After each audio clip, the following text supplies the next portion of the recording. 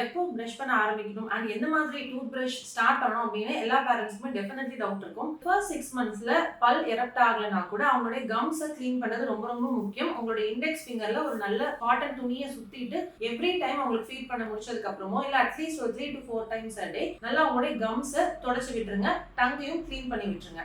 6 மந்த்ஸ்ல இருந்து 3 இயர்ஸ் வரைக்கும் எப்ப வேணாலும் அவங்களுக்கு ஃபர்ஸ்ட் டூத் எரப்ட் ஆகும். Most often within the first 1 year. So முதல் பல் எரப்ட் ஆன உடனேவே நீங்க டூத் பிரஷை வச்சு அதை கிளீன் பண்ண ஆரம்பிச்சிடணும். ஸோ ஃபிங்கர் பிரஷஸ் ஒரு பக்கம், இன்னொரு பக்கம் நார்மலா நம்ம யூஸ் பண்ற மாதிரி அடல்ட் டூத் பிரஷோட ஒரு மினியேச்சர் வெர்ஷனும் குழந்தைங்களுக்கு வரது உண்டு. ஃபிங்கர் பிரஷஸ் வந்து இனிஷியலா யூஸ் பண்ணும்போது ரொம்ப கம்ஃபர்டபுளா இருக்கும். ஸோ உங்களுடைய ஃபிங்கர்ல மாட்டிட்டு நீங்க குழந்தைங்களுடைய கம்ஸை வந்து மசாஜ் பண்ணலாம், கம்ஸை கிளீன் பண்ணலாம், டீத் இருந்ததுன்னா டீத்தை கிளீன் பண்ணி விட்டுட்டு டங்கையும் இன்னொரு பக்கம் கிளீன் பண்ணி விட்டுடலாம். அண்ட் இந்த ஜூனியர் டூத் பிரஷஸ் ஆர் அந்த பீடியாட்ரிக் டூத் பிரஷ் நீங்க சூஸ் பண்ணும்போது அது நல்ல சாஃப்டா சிலிகான் பிரஷஸா இருக்கணும். அது ரொம்ப ரொம்ப முக்கியம். அண்ட் BPA ஃப்ரீ பிளாஸ்டிக்கா இருக்கான்னு பார்த்து சூஸ் பண்ணுங்க.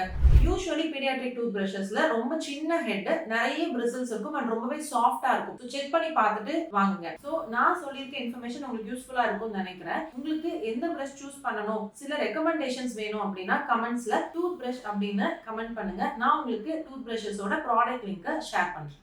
தேங்க்யூ.